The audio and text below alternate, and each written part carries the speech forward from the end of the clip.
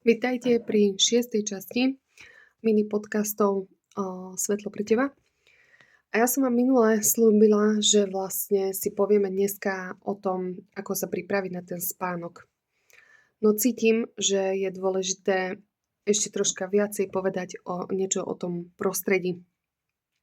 A ešte nejaké základné pojmy, ako je vlastne tá ekológia.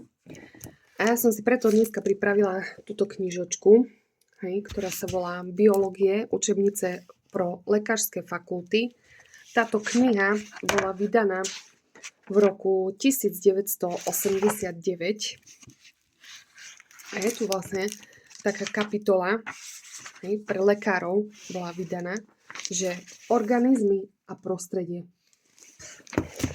A v tejto kapitole je napísané vztahy medzi živými soustavami navzájem a k prostredí studuje ekológie. Oikos rovná sa sídlište, obydlí, aut ekológie u jedincu, deme ekológie u populácií a syn ekológie u spoločenstev rôznych biologických druhov v ekologických systémach. Cílem ekológie je poznávať zákonitosti integrace uvedených soustav, jejichž interakce a vypovídať i o jejich stavu, zmenách a vývoji. Význam ekológie v lekárství spočíva v tom, že vysvetľuje zapojenie človeka a ľudských populácií v ekologických systémach a odkrýva složky prostredí ovlivňujúci stav, zdraví a nemoci. V tejto kapitole si priblížime základní ekologické poznatky potrebné pro komplexní chápanie problému životního prostredí a princípu jeho ochrany, ekológii človeka a ľudských populácií, dále rozvádí hygiena. A tu sú ďalej základné ekologické pojmy. Nebudem vám tu teraz akože 2 hodiny čítať z tejto knižky, ale dôležité veci, ktoré tu sú, že podľa spôsobu pôsobenia na organizmus rozlišujeme vnímateľné prostredie, minimálne prostredie, fyziologické prostredie, optimálne prostredie a životné prostredie človeka. A je tu vlastne pekne rozvinuté, že čo vlastne na čo pôsobí a tak. Ale to minimálne prostredie zahrňa zložky bezpodmienečne nutné pre život bez ohľadu na to, či niektoré zložky organizmus vplýva. Napríklad zdroje výživy a žiarenie. A do toho žiarenia, tam by som to vedela rozvádzať ešte veľmi, veľmi veľa a ďaleko. A ďalej je vlastne popísané ultrafialové žiarenie, viditeľné žiarenie, infračervené žiarenie, čo sú vlastne zložky slnečného žiarenia. A je tu pekne vlastne rozpísané, že na Zem dopadá aj korpuskulárne, čiže kozmické žiarenie a jeho častice, predovšetkým protony, ktoré sú energeticky neobyčajne bohaté a pohybujú sa rýchlosťou blízkou rýchlosti svetla. Jen ich malá, najrýchlejší časť však proniká ze slunce a medzihviezdneho prostoru do ovzduší. Väčšina je zachycovaná magnetickým polem kolem Zemne, kde tvoří radiační pásy. Niekteří ekologové soudí, že kdyby došlo k posunu zemského magnetického pole, mohlo by kosmické záženie zničiť veškerý život na Zemi. Toto záženie pôsobí především ionizujúcim účinkem a má účinky genetické mutace. Ze slunce, medzihviezdného prostoru a zemských zdrojů dopadá na zemský povrch ešte ionizujúci zážení, korpuskulární, čiže alfa a beta a vlnové gamma a veľmi krátke vlnové délce do 3 nanometrov. Nositelem sú radionuklidy, řady uranradiové, aktiniové a tóriové. Vyskytují se v ovzduší, půdě, vodě i organismech.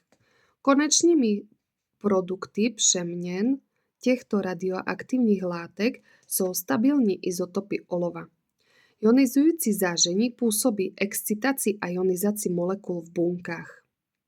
Z vysílačů a radiolokačních zařízení postupuje ovzduším hercovo záření s málo známym biologickými účinky. Hej? Čiže toto som vám vlastne prečítala len preto, aby ste si uvedomili, že koľko vecí na nás z toho prostredia vplýva, ktoré my si absolútne neuvedomujeme. Hej? My necítime vedome proste nejaké signály, tu na internetové signály, Wi-Fi alebo nejaké Bluetooth sluchatka na ušiach, že nám to robí nejaké žiarenie na ten mozog, na tie bunky a tak ďalej. A tých podnetov z toho okolia dennodenne je tak neskutočne veľa, že ak by ten mozog púšťal nám vedome všetky tieto informácie, my by sme skolabovali. My by sme sa proste z toho zbláznili.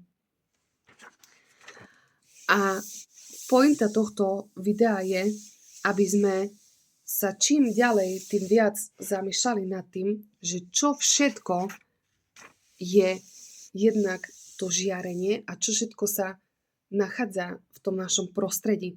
Čo vlastne vplýva na to, či spíme alebo nespíme. V akom naozaj prostredí sa nachádzame a ako nás to môže ovplyvniť. Lebo preto niekto si zapne jednoducho svetielko a povie, no však to je len svetlo. Nie, to nie je len svetlo.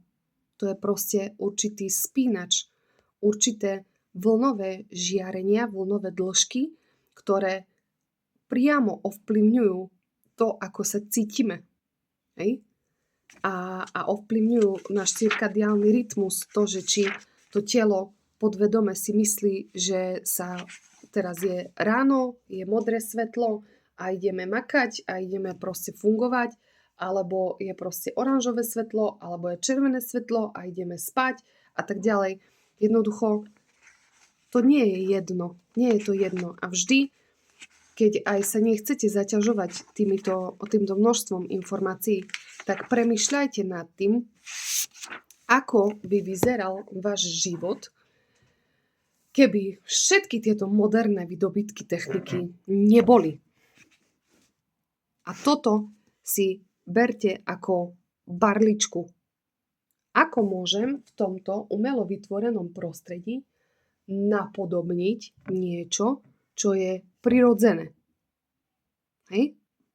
A ešte, toto dneska bude troška dlhšie, vám prečítam vplyv prostredia na vznik nemocí.